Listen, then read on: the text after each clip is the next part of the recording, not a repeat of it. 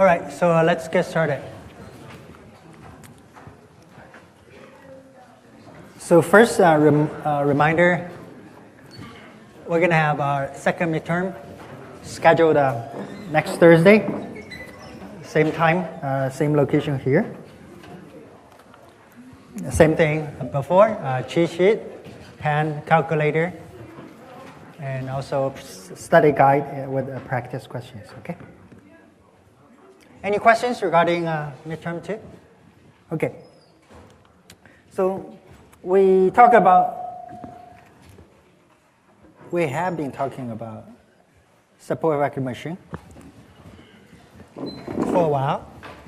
So basic setting is to minimize a combined loss. So here in this general situation, we have a margin term, and also we have an error term. This error is essentially restricted. It requires, in addition to making no mistake, but also requires to having a certain buffer. So this buffer is like when we're driving on highways, right? So some highways have really big buffer in case someone accidentally makes a bad move.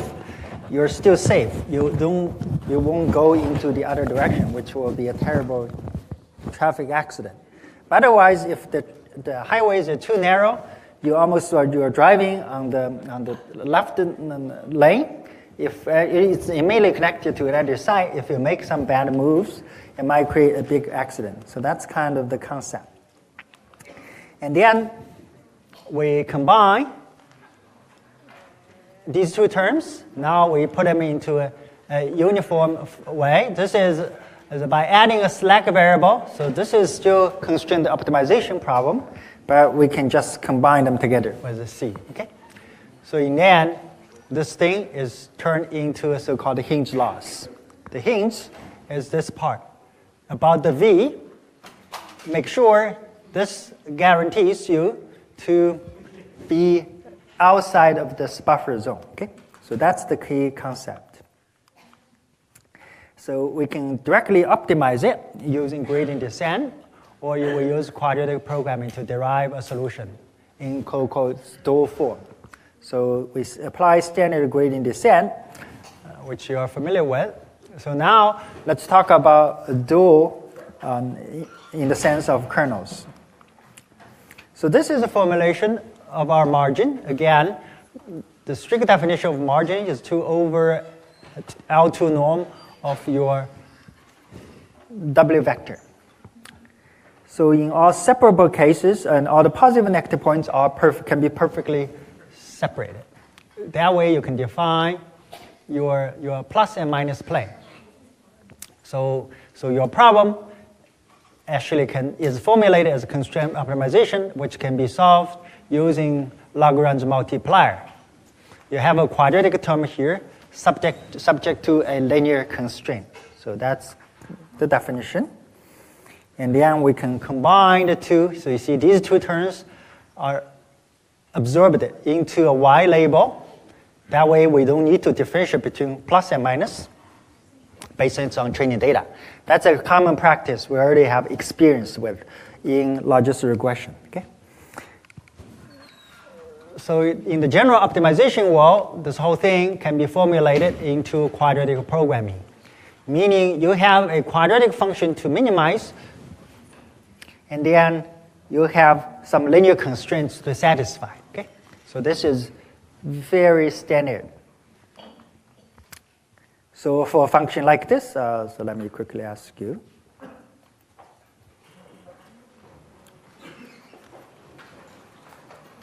Frequency is AB. We simplify it, okay?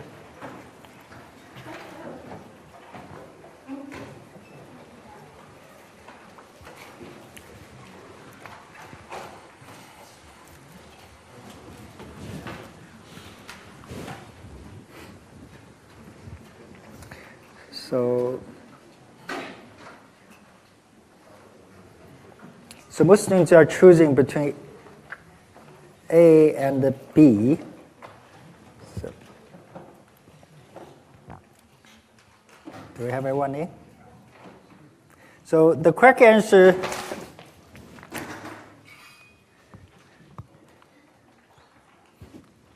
is A. Why? I'll close it.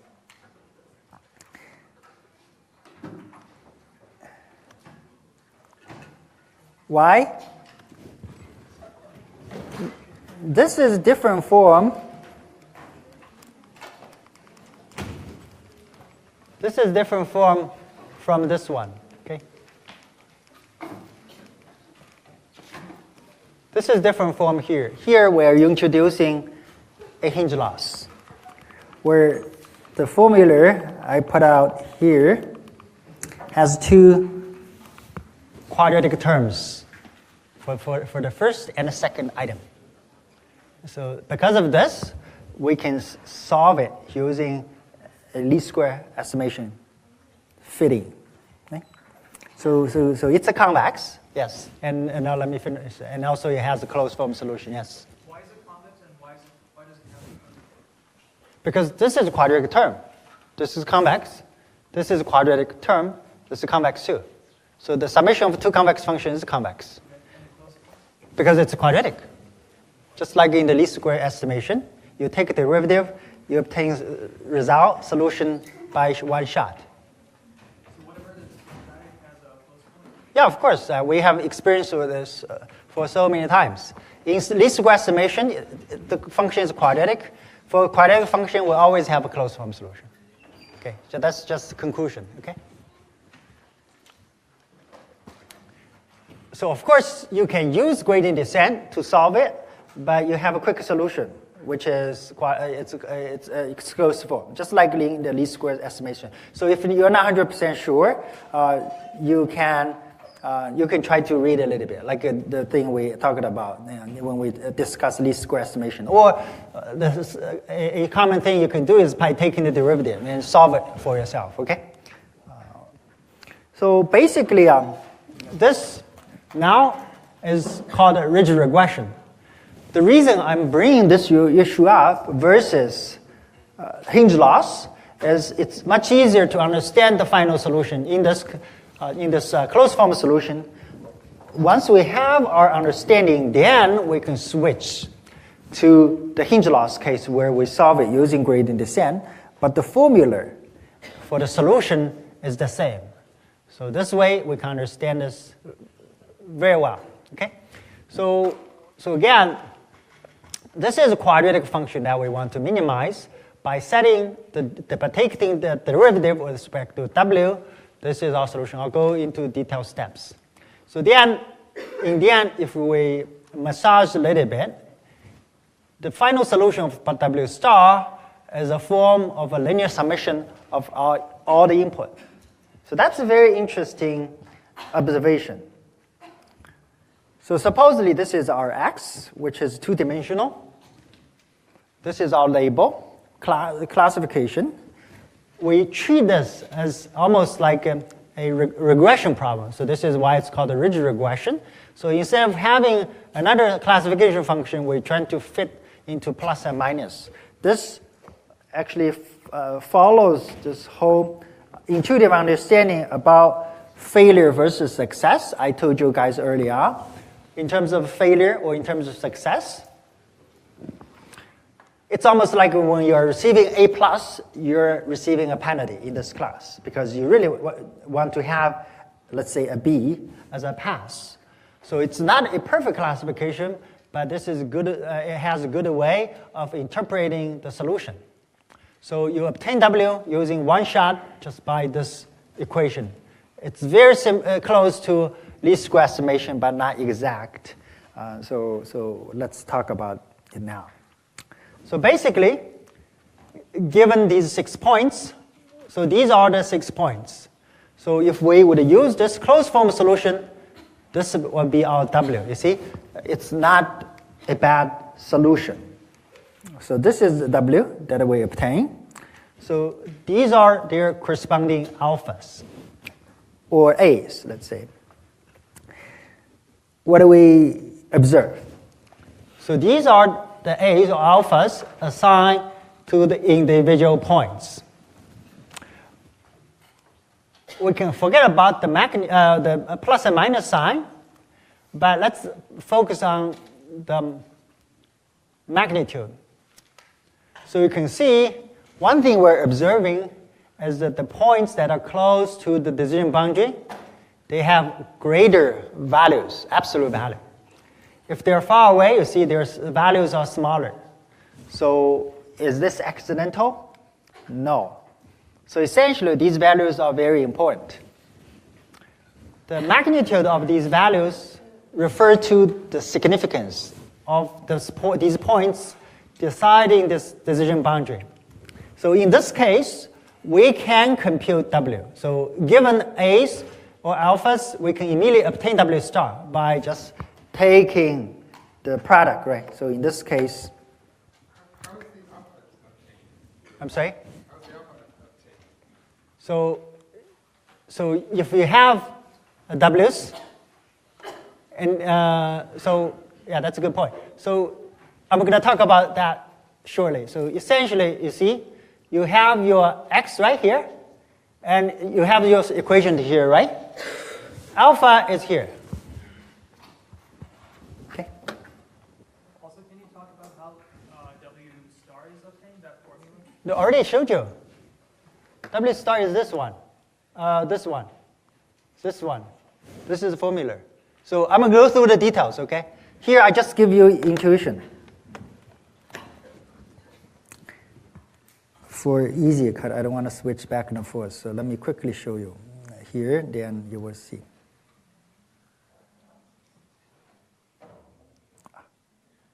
Okay, so this is the W star, right? So the W star essentially has two components. One here, okay? So this part is our A or alpha vector.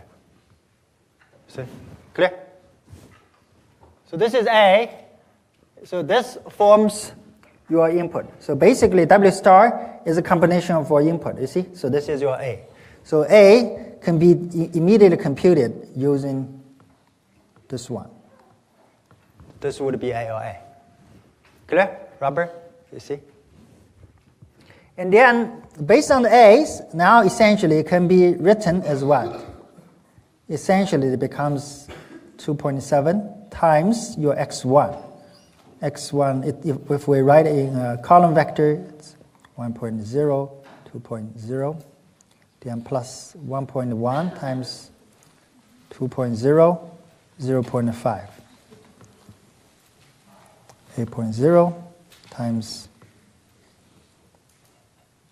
minus 1, 0, etc. Okay? So essentially you have 6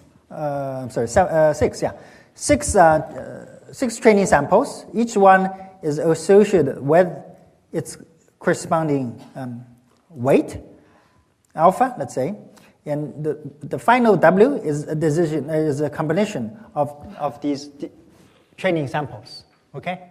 So then, based on this one, we say that those ones with large magnitude of A or alpha, they are called support vectors. So our support vectors, the term of support vectors comes from the definition of having the values that are large. Clear? So in this case, we refer to these 3 points called support vectors. Why? Because they contribute to the definition of this W. If we were given a training set, right, supposedly, if we happen to have a decision boundary over here, then our corresponding support vector will be these points. So essentially, the definition of support vectors are those ones deciding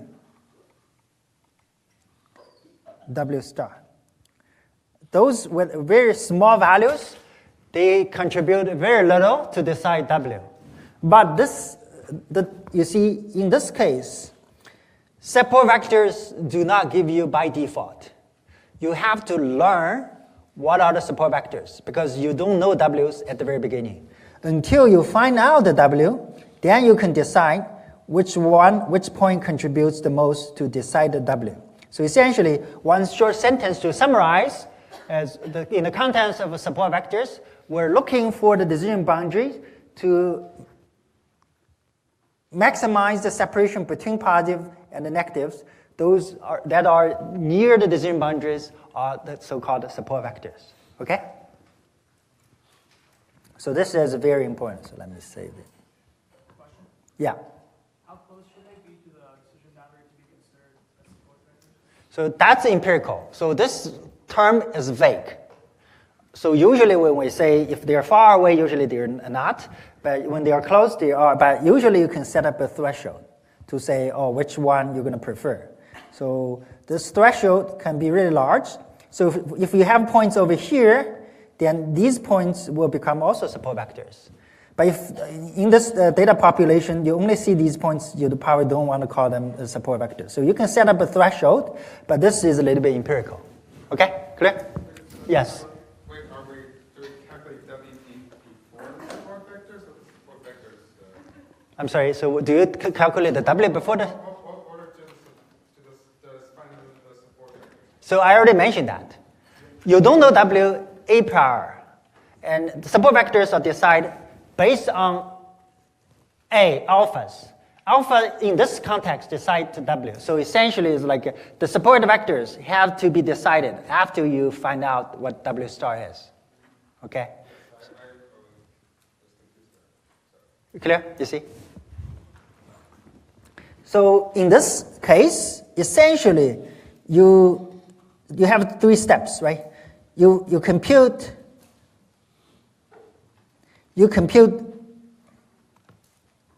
alphas first using this formula. Okay, so this formula gives you alphas, and based on the alphas and you know X, you can immediately compute W star. But later on, when we talk about kernel, we even don't need to know W star. All we need to know is this alphas. So everything about support web machining in our models, so most of you probably already trained your SVM using kernels. So when you're training your kernels, you actually don't know W star at all. All you know is the alpha. So that's all you need in both training and the testing. So this is a very important concept. Yeah. That's not helpful because we only alpha I only multiply the rule vector, which is rule of X. Yeah. Which means it's X transform, right? No, alphas are each individual alpha is a scalar. Oh, I know, but Xi is rule, not column. It's usually in this case we use column. It's all column based. X is like in our least square estimation, we already transpose it. Oh. Okay? Clear?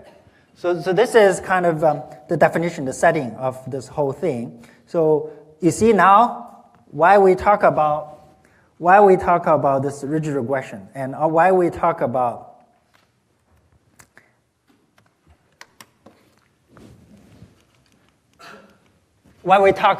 closed form solution.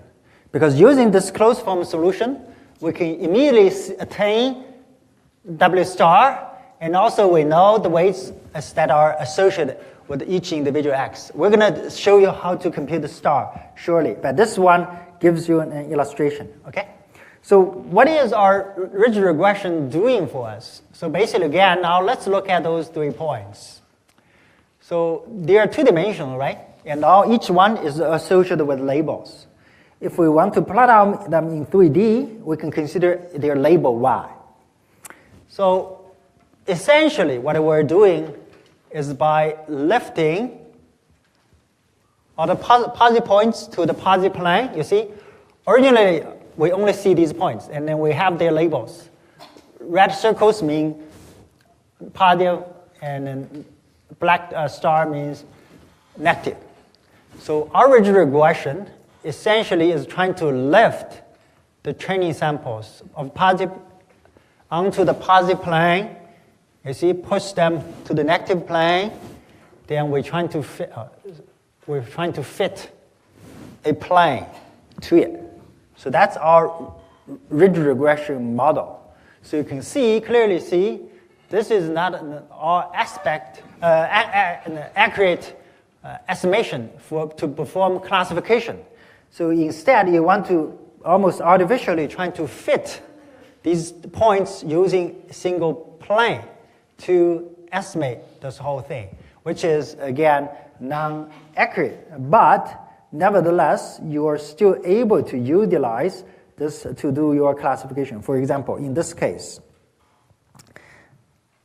we're using a regression rather than classification objective.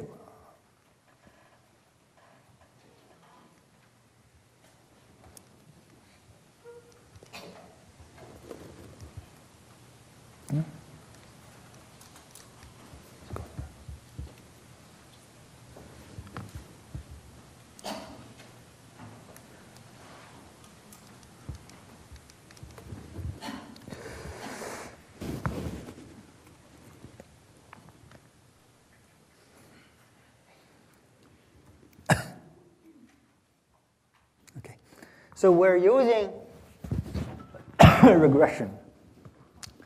So supposedly, we have a new sample here. So how do we do the classification? So essentially, once we obtain this plane, then our query point is here. Okay, so in two-dimensional. So our query point in two-dimensional is probably going to be here. To here. So then this plane defines our function wx plus b. So this is our new sample, let's say x. So we utilize this learner function to compute the score. So then this score, this height, would be my result. Then when use this value to decide whether it's going to be positive for any new query point. Okay, so that's the concept. But we're using regression to fit the positive and negative by artificially lifting them into two planes. So this is a not accurate loss function for our purpose, but it serves a good understanding about how to engage DOR and how to represent W. Okay, so the main purpose for me to talk about ridge regression in this case is by showing you how W star is represented in a DOR form. Okay, by artificially turning a classification problem into a regression. Okay, so that's kind of the thing. So our real classifier is still this, sine W1 times X1 plus W2 times Xn plus B. So you're going to learn three parameters altogether. So now let me show you how this regression and kernel works. So you have a training set. This is your ultimate classification, this result, if you would formulate it using a least square summation, right? So remember, we have two terms. We have a loss term, which is quadratic. This is identical to our least square estimation that you guys have experienced with over and over again. So that you have to almost like take it for granted. You have practiced so much. This one previously, when we talk about least square estimation, we never had a regularization. Now, after all these lectures, now you're motivated to understand it's natural to have a regularization. Here defines a margin.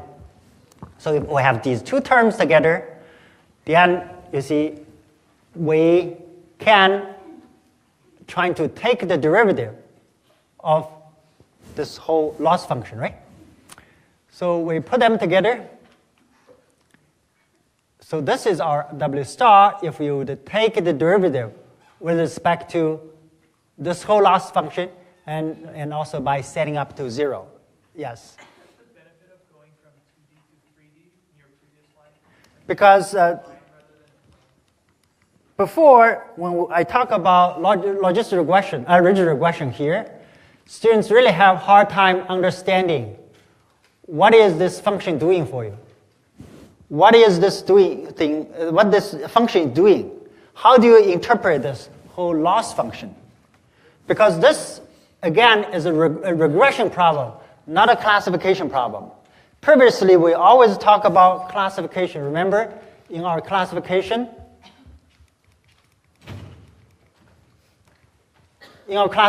we have an error here, right? The error part is about whether it's above or below the decision boundary. So this is an error that corresponds to your classification error. Of course, we have a margin, but if you forget our margin, this is the true error. So meaning like, let's say we want to have a classification, let's say, and good GPA for the class, right? So if our purpose is to trying to have a good classification for the students who pass and for the students who are failure, right? We want to train our classifier to predict whether the student is going to fail or pass this class. So that's our classification. But if we turn them into a regression problem, we have to push all the students who pass into, let's say, B. So if we train our classification loss, if you are having received A+ for this class at the end of this quarter, you're doing great in terms of classification. You're way above average. But if you treat this as a regression problem, actually you start to hurt yourself because your mom is going to be upset by seeing A+ if her model is to fit A. Because A+ occur an error by taking a minus to B. Okay, clear? So that's the thing. So the true classification error has to go through a classification criteria. But we're treating a classification error using a regression, which actually is a skewed loss function.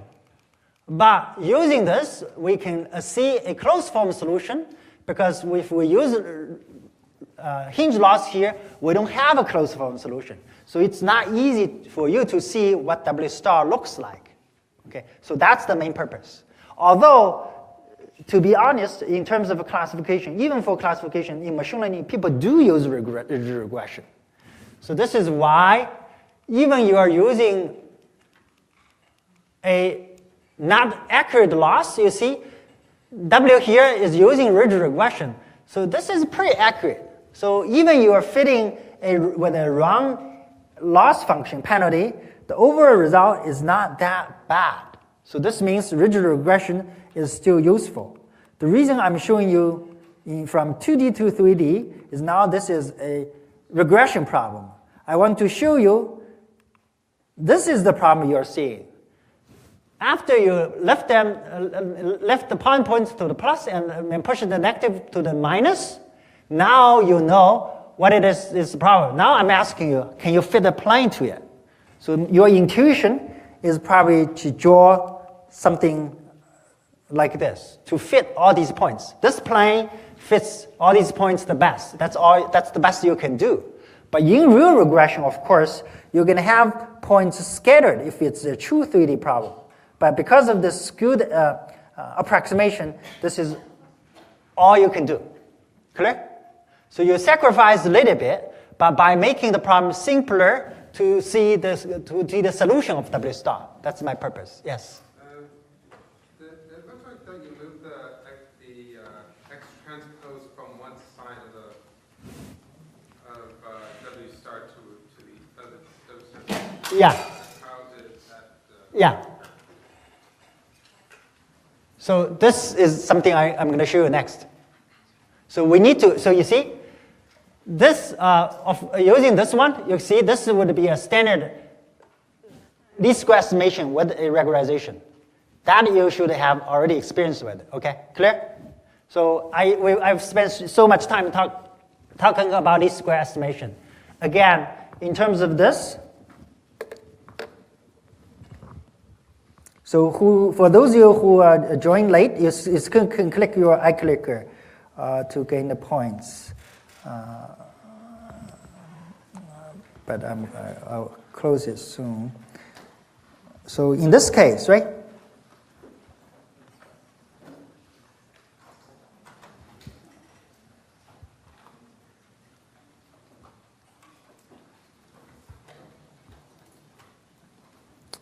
So in this case,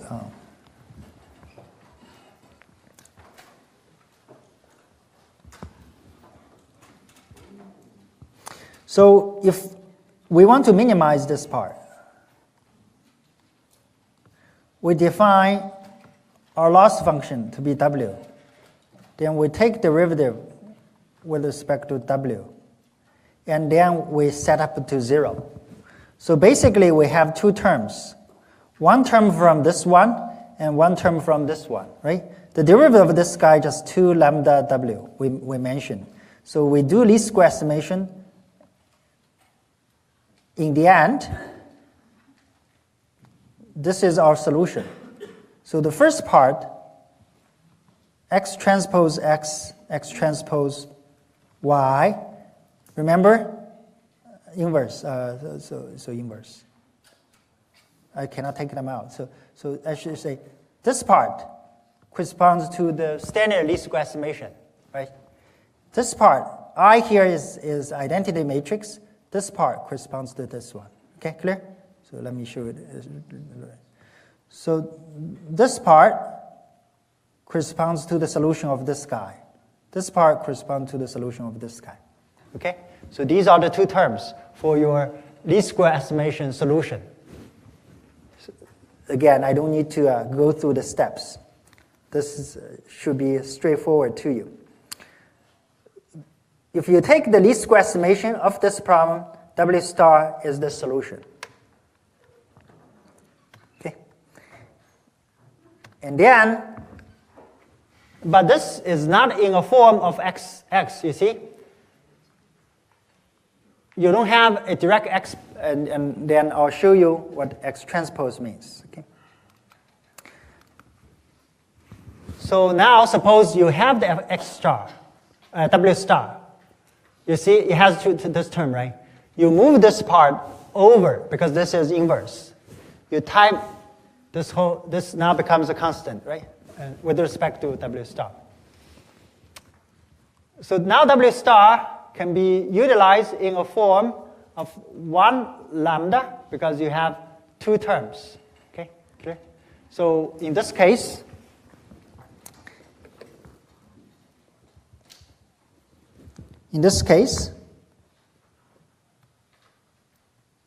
all I'm doing, so we already have this part, right? This is our W star. So a W star trying to minimize this total loss. This is our loss function. So we have W star, then we have x transpose x plus an I matrix times W star. And also, same thing, plus lambda I, and then times x transpose x plus lambda I inverse x transpose y, right? So this one is identity. So this is why now we have x transpose x plus lambda W star equivalent to x transpose y.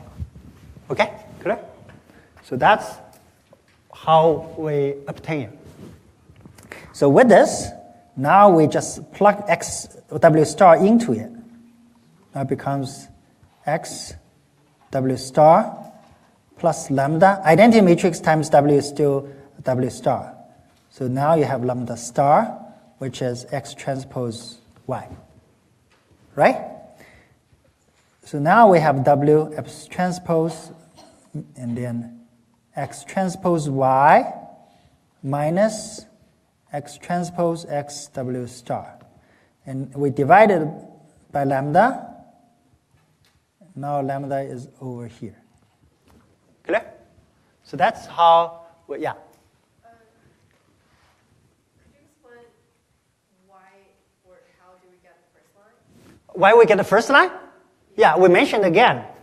This is least square estimation. By default, we get this. So this is our loss function, right? Yeah. So we take loss function and set up to 0. Okay? So this part, and then by taking the derivative, setting up to 0, essentially it turns into, so it's 2 terms, inverse. So essentially you're going to have something like x transpose x times w star plus lambda I w star that is equivalent to x transpose y. Okay? So by setting this whole derivative to 0, you have this equation. Clear? So then if you combine w star, basically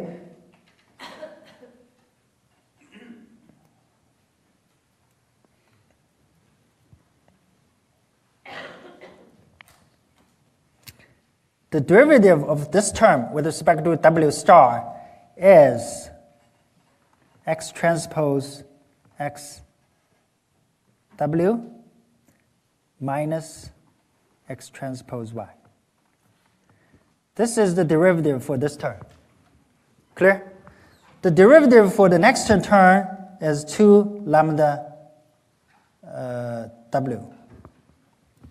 You have both 2, right? Remember in the past. So this is now this is the gradient of this guy, right? Clear, everyone? This is standard least square estimation. I've taken the derivative of this one with respect to w. This is exactly its form. Now we're having the second term. Now the derivative of this quadratic thing over w is 2 lambda w, right? We set up to 0. We set up to 0, right? So now, if that's the case, we can combine. 2 can be ignored. So what's left is x transpose x w plus lambda w, and then we shift this thing over. Now it becomes thus x transpose x plus lambda. Because this w is vector, we cannot take a scalar. It has to use an identity matrix to represent it, x transpose y, and then w star is x transpose x plus lambda I inverse x transpose y. Clear? So again, we're not doing anything in addition, too much in addition to the standard least squares. All we're having is another quadratic term for w squared. So this is why we take a derivative. We are inserting another identity with lambda into this formula. This is our new estimation to this rigid regression problem by having this essentially a regularizer. Clear? No?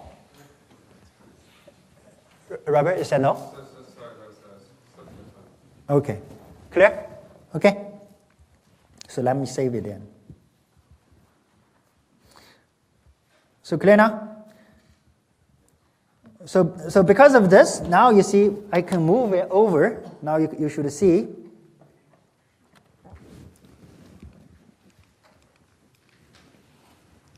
I already showed you the step how to obtain W star by plugging W star into it, and then you have 2 natural terms over here. Okay, clear? But it carries W star here as well.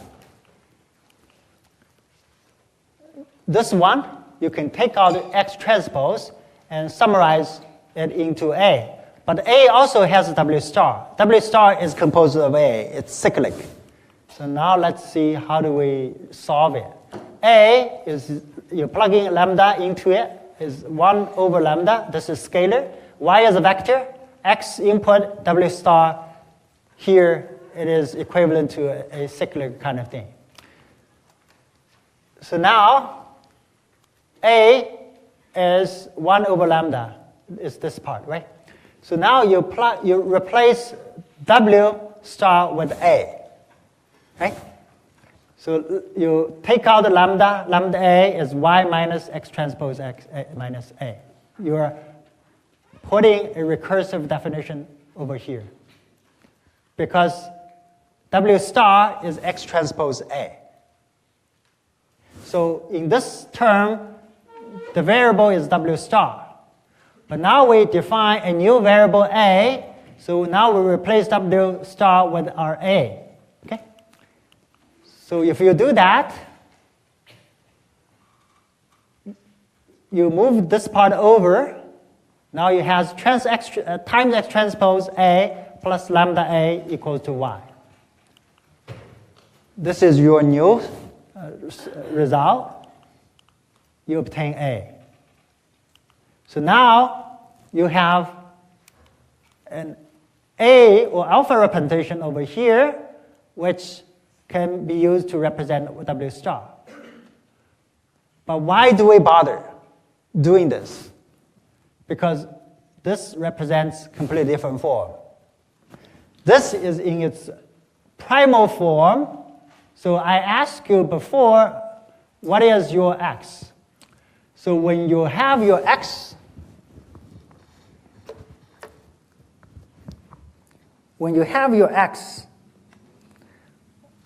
why do we bother doing this? Let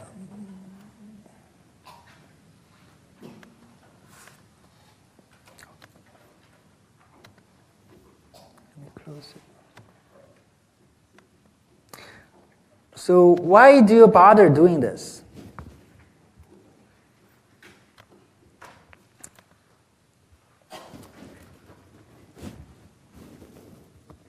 Let's take a look at the X. You see, X here is 6 by 3, okay? So X is a 6 by 3 matrix.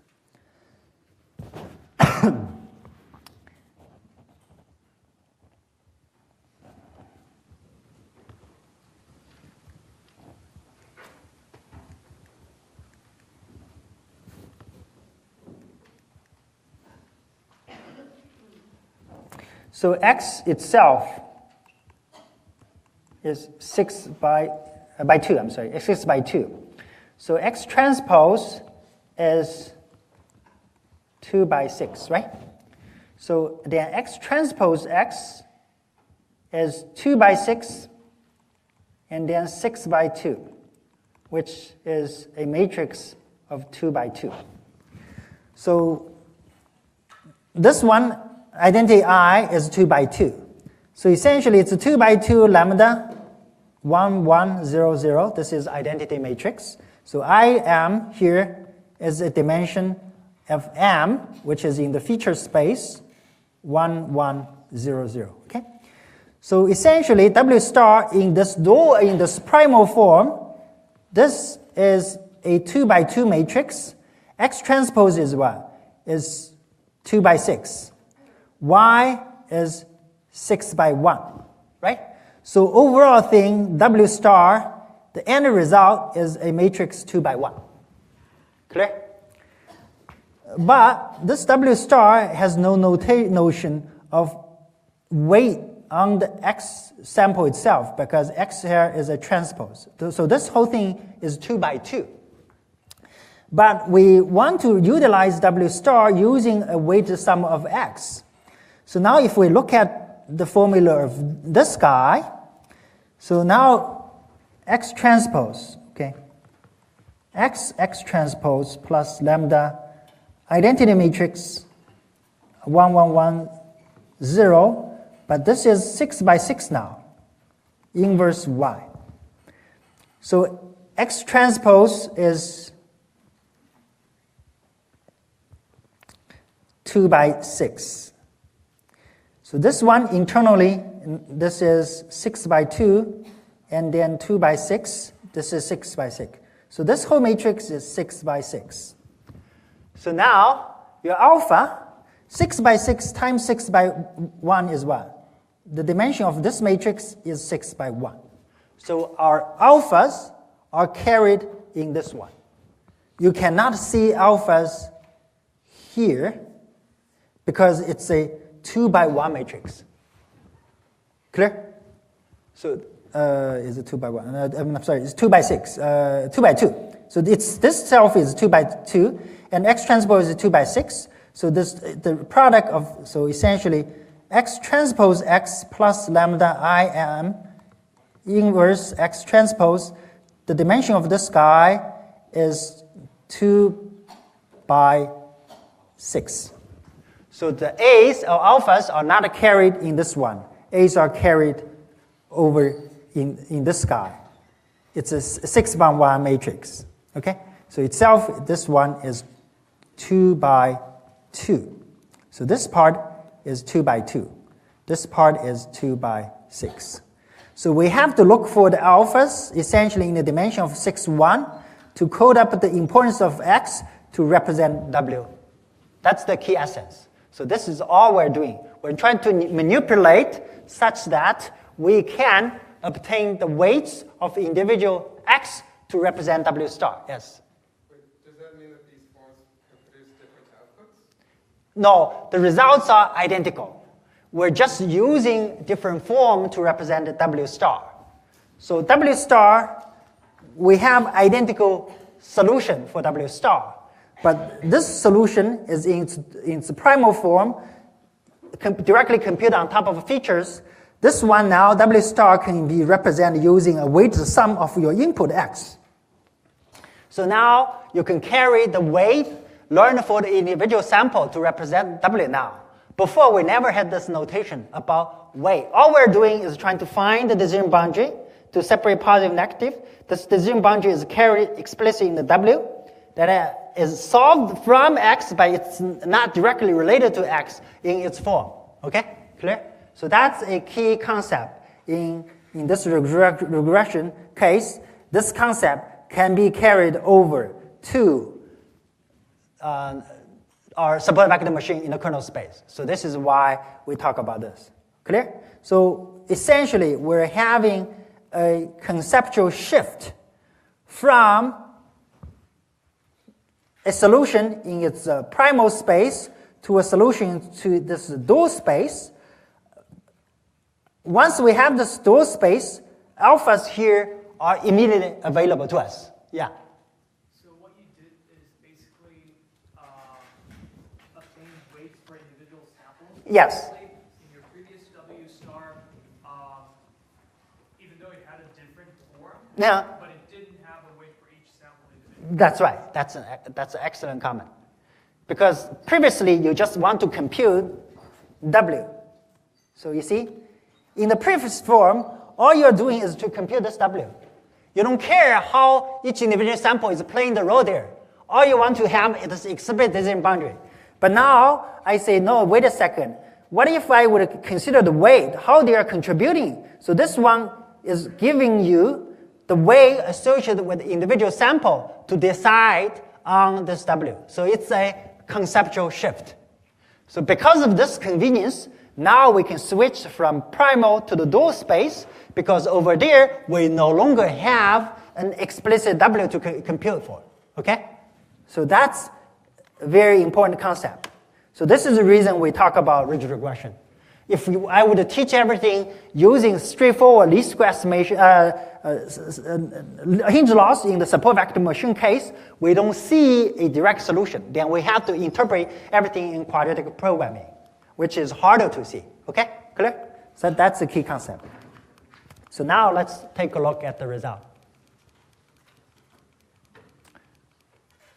So we do a little bit kind of manipulation, but now we're turning a solution in its primal space to a dual space. So again, pay attention to the dimension. I already wrote there too. I already took a screenshot. I'll copy and paste. So pay attention. This X transpose here versus S transpose here makes a huge difference. Okay? One on the feature, one on the data input. So again, supposedly this is our X. This is our X transpose X, which is 2 by 2. because we have two features. But if you take x times x transpose, it's 6 by 6. So every single element is a product between the dot product between any two sample points, which we'll get to that shortly. So now suppose look at a simpler case again. We have this quadratic loss function to optimize. This is our x, w. Now it is formed in this case, so you can see the weights associated with them.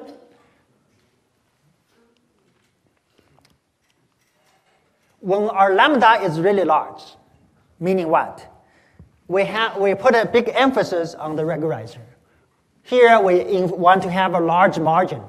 So then you can see the positive, negative, they're kind of forming relatively large margin for this case.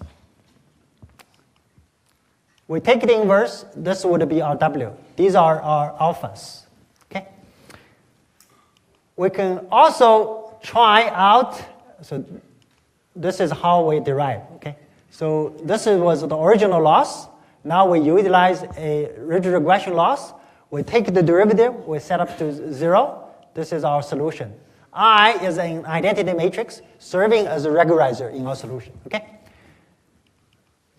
So again, this was the case. So if your C is 10, you see you are having different solutions. One prefers having a good fitting. One prefers having a large margin. So different C will contribute to the different choices of your decision boundary, okay, to forcing either margin or an error term. Why we have this actually slanted, because we want to fit the regression model to trying to fit all the negative point to minus and positive point to the plus. This one have a good separation, but as you can see, this guy from minus plane, it's kind of far away. But we can tolerate, because this one emphasizes on, which one? Oh, so this one, no. Yeah, this one emphasizes a larger margin, tolerates actually large error, right? So for the solution like this one definitely incur a larger error. But we have a small c, so we can tolerate this, okay? So these are two intuitive understanding.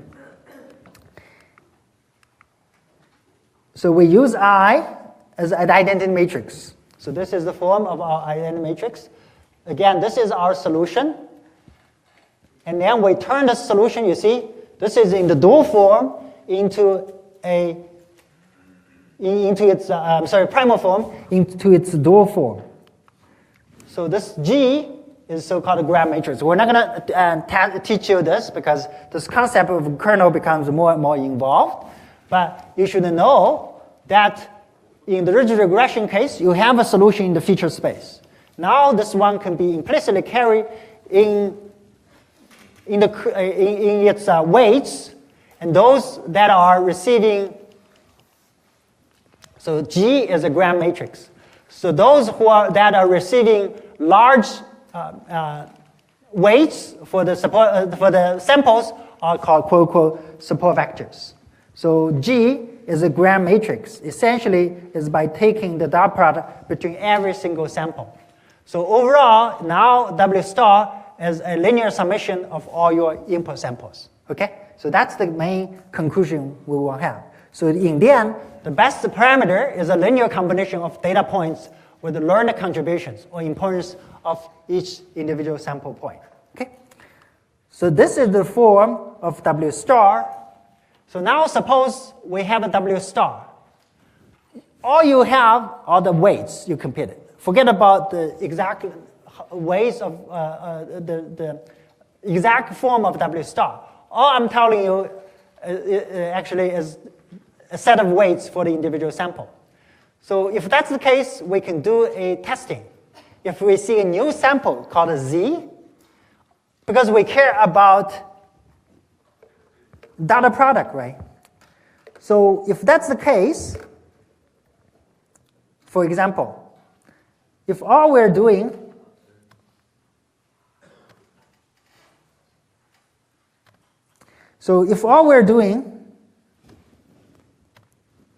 we already have our W star.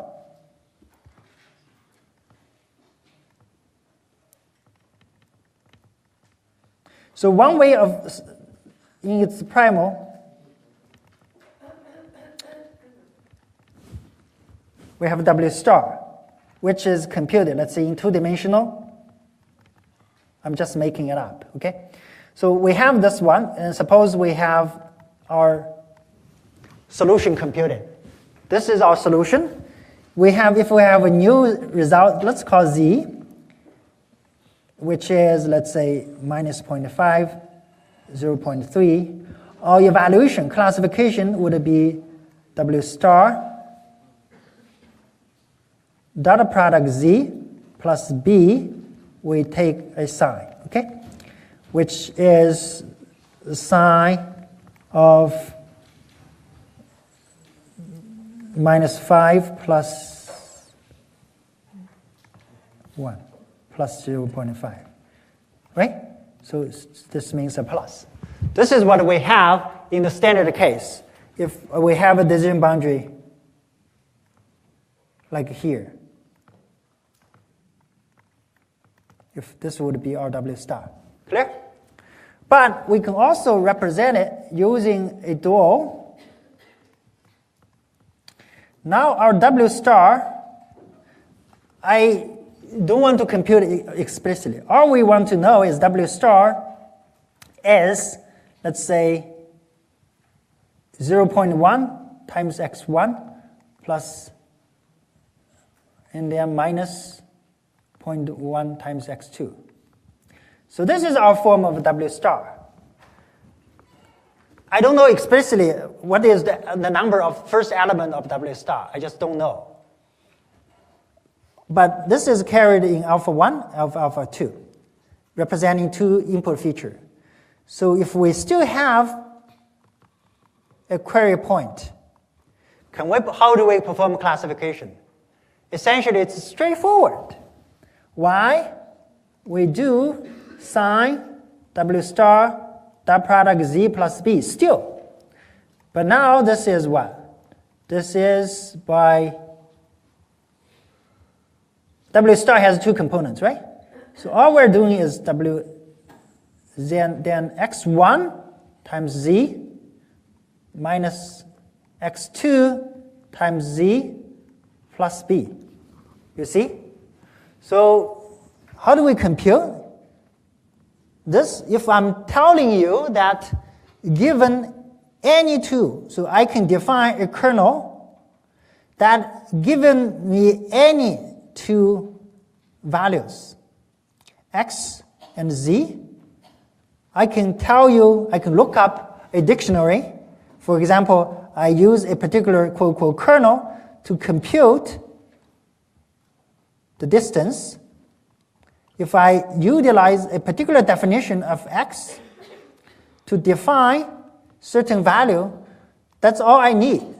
So here, all I need to know is how to compute the dot product between any two vectors. I don't need to even know how explicit W star is computed. I even don't need to know how explicitly Z is even, as long as I know how to compute the quote essentially it's affinity that we call it, okay? So now we are able to represent everything in a dual form by knowing the weights that are associated with all the samples. Once we know the weights and we know how to compute the so-called affinity, we can immediately compute the overall classification. If let's say x1 dot product z is, let's say, I'm making it up, okay, 0.5, their affinity, these 2 point affinity is 0.1. I can do the same to compute for the classification, which is plus, which is minus. Let me stick to the same. Don't create any confusion. This is minus, this is plus, this is minus 0.1, let's say. In the end, it's still 1. So we can carry out classification using two types of things. One is directly compute for W star and take the dot product given a feature input. That's something we have been doing over and over again.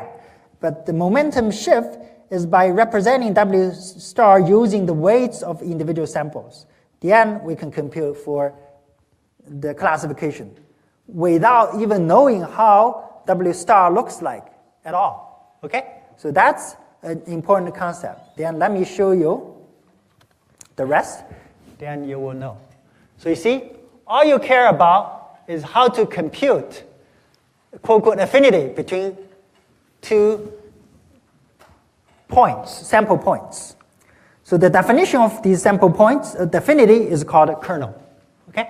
So in terms of a kernel definition, I don't want to go too much beyond that because that creates a little bit more kind of questions. For the sake of this class, we will stay at this level as long as you know this kernel, where we actually have this from. So the primal space is here. The dual space essentially is a combination of your samples. Of course, you can carry Y. So again, you don't need to know too much about this. In the end, all you need to know is W star is obtained using a weighted sum of your input data. And then in the testing stage, you can compute directly by computing the B translation can be obtained, but that's less important. So all you need to know is that you can carry out the information of W using weighted sum for the X. So these points that are non-zero, receiving non-zero weights are called, quote, support vector. So this is where the term of support vector is coming from. Okay? So in the end, this is your end classifier. You see, all you need to know is how to compute affinity. The so-called affinity is called a kernel. And then in your experiment, you are asked to choose different kernels. Linear kernel is directly in the primal space. Different kernels, RBF kernels, matters with how you're going to choose your affinity measure. Supposedly, this is one way of obtaining your W star, which has this form W dot product X plus B equal to 0. Okay? So you see you have all these weights associated with each individual sample. Those samples are far away from the decision boundary, usually have very low numbers. After you have trained your support vector machines, those ones with small weights will be magnitude will be removed. So when you are saving your trained model using kernels, actually your model saves the weight and also saves the samples that are non-zero weighted. Okay? So in testing, given input data, you only need to measure the distance between those saved support vectors. And you sum them up, another distance affinity, you sum everything up. So this is how you're going to compute, you see? This point to the first point is 0.5. To the second one, 1.5. Where's my 1 point? There's 1.5. This guy. And then you have 1.3. Okay? And then 0.7. Oh, sorry. So these are their weights. So these are the weights. 0.5, 1.5. So these are the weights. So in blue, they are weights. And then we plug in their affinity. So is it affinity? No. Oh, I'm sorry. So the blue ones are their affinity, yes. Where is 1.5? Probably this is 1.5. So then you have the weights alphas, you have their affinity, you have the labels for each individual sample. You sum everything up, it's minus 1.44. And then you take the sign, because it's minus, you say this is a negative point. Okay? So let me repeat again. In the standard case of doing classification, you would evaluate this point whether it's below or above the plane. But now we don't know explicit W. Instead, we compute the affinity between our query point to every single support vector saved. We compute for their affinity. Once we compute affinity, we plug in into this form, we take the sum. this is minus, we say this is negative point. Okay? So then the kernels essentially help us to project a otherwise lower dimensional point into, in lower dimensional they're not separable, but now we rely on kernel distance measure. So if we would do this, we are able to separate these points using kernels. So this is why kernel is important, because now we no longer rely on the original features. We can utilize some affinity measure or distance measure. This distance measure can be more general. So this is why we use kernel. So again, so in terms of the real definition of kernels, we will actually skip a little bit. So essentially, you can remember kernels define some affinity measure using some particular designed distance metric. So this distance metric goes beyond the linear Euclidean. So this is why it becomes more appropriate. And then all the gammas, all these things are specified in the kernel definition. Different kernels are, so yes, this quick because we're running out of time. Question about linear versus RBF. Yeah. So RBF, these are the different kernels representing some implicit features that you can you don't know how to explicitly specify, but these features can find a better separation in this higher dimensional space based on the kernels. So meaning you can implicitly design your features now. These features are carried implicitly in your kernels, but you don't need to worry about how they exactly look like. But using kernels, you actually are able to separate the points that are otherwise non-separable in a low-dimensional space. Okay? Yeah. What? I think I'm confusing terms. Kernels are not the support vectors, right? No, of course no. Kernel supported vectors are those non-zero weight samples to contribute to deciding your decision boundary. Kernels are your input specification how to measure two points are similar.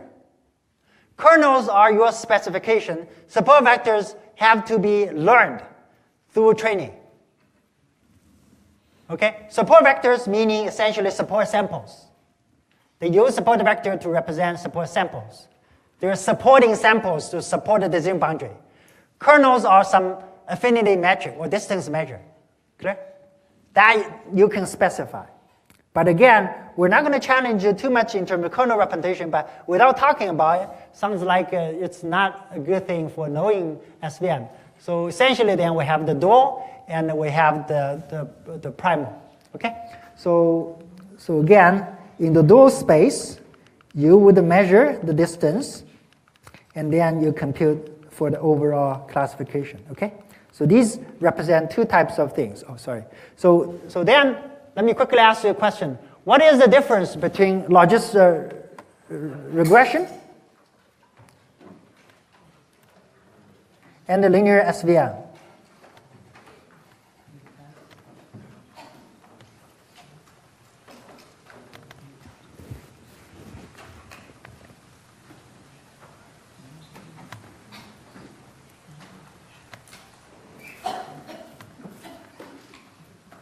Let me see.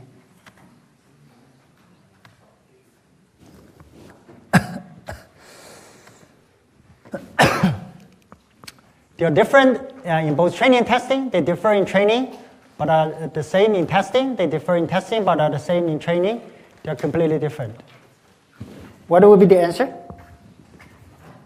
So I'm seeing.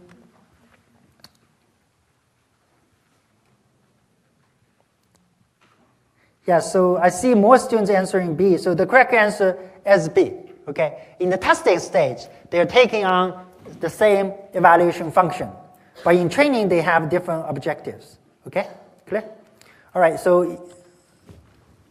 in terms of summary, so in terms of supported vector machine, it explicitly can produce a regularizer margin and with a restricted error. It achieves unprecedented robustness when training a linear classifier now because we're introducing a margin. The learner model is based on a balanced term C, and the kernel projects to a high-dimensional space. The kernel's features defined on kernel do not need to be controlled explicitly. The learned weight is carried in your weights. So then in the training, you have this objective. In testing, you have W in the primal space. Implementation is standard using gradient descent, okay? So because we have some questions asked, so let me go through some concept about k-nearest neighbor such that you can start working on your homework. So we have a so-called parametric and non-parametric form now. So parametric form usually means you have explicit number of parameters. The number of parameters, model complexity does not go up with respect to your input data. Non-parametric model meaning you need to explicitly remember the data points, like the kernel space in support vector machine. Remember, you only remember the weights for the samples. So a quick kind of thing to separate parametric versus non-parametric is by saying, does your model capacity actually grow with respect to the increase of data? If your model stays the same, as in for a given standard support vector, you have W coded in your feature space, whether it's independent of whether you're going to see 1,000 examples versus 10,000 examples, then that's parametric. Non-parametric is kernel-based because the more training samples you're going to have, more support vectors or support samples you're going to store because you have more non-zero weights. Okay? So then this non-parametric form can help you to approximate the classification. I'll skip this a little bit by now talking about k-nearest neighborhood. So one way, let's say here, if we want to separate domestic from international students, is one by computing some decision, I don't know what it is, explicit decision boundary. Another way is by I can calculate the density. So how the students are populated in this case actually can, I'll go into details. Essentially, how each individual C overall is going to represent international or domestic depends on how densely students are populated, right? So this one can be decided how big the scope I'm seeing, and also how many samples I've tested, and within this test, how many positive negatives I'm seeing. So a quick example is to say, suppose now I don't want to draw an explicit decision boundary, but I want to memorize, like in terms of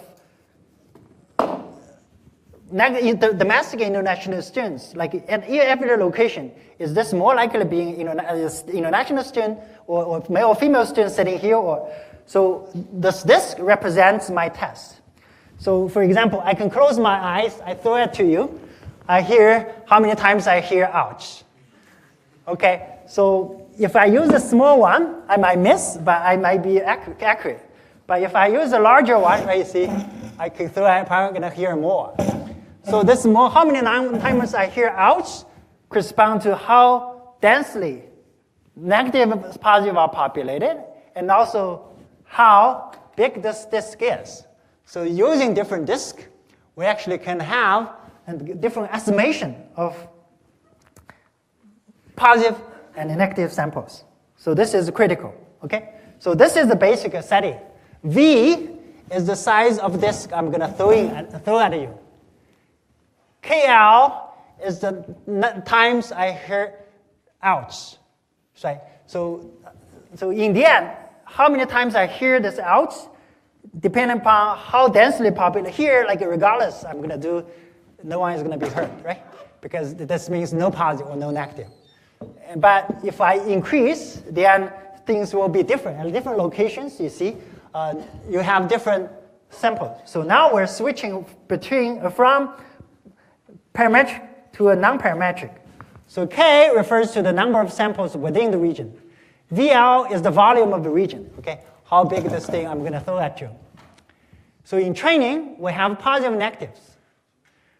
So supposedly these are data points, positive and the negatives.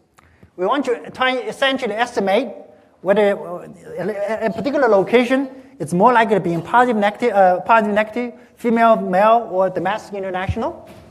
So these are points. The points compare everywhere, not exactly aligned with our training samples. So then we can compute this estimation using two strategies. One is by strategy 1, as I fix the region. So I fix the region, and then essentially a ball size. This whole thing is computed estimated for negative and positive points separately. So now we are, first way of estimating is, I always wanted to have a fixed region. So with this fixed region, I just throw over here. If I didn't hear anything, I remember no one is sitting here. So over here, I throw at you, I hear once, right? So then this means probably is 1 negative point. So based on the number of times of outs I heard, I can estimate these locations. So based on this one, I can compute its estimate density, right? So this is strategy 1. So at a different location, you see, we have a different estimate. And then to classify whether it's positive or negative, so I can just try to, of course, I have first say only those are international will respond to me. I remember. And then I compare. So this is a way of estimating, okay? So this is one way. Another way is by, say, I have to hear 2 ouches. So if I don't hear anyone here, what I do, I just increase until I heard twice. Then I say stop. So that way I fix K, but I try to change V until I heard twice. So these are 2 different strategies. One is fixed disk by hear varying number of ouches, times of ouch. Another is I have to hear twice. If I don't hear twice, then I just keep expand or grow until I hear her. Then I say stop. You can see if the points are densely populated, my disk can be small, right? Because I don't need to make a create. Probably I can use this one. Throw over there, probably I can hear a couple of times. They're densely populated. Here I have to grow, right? So these are kind of 2 strategies we're taking to perform estimation. So using these 2 strategies, we can estimate the density of both positive and negatives. Then based on this, we just calculate, we're trying to assign whichever has more probability weights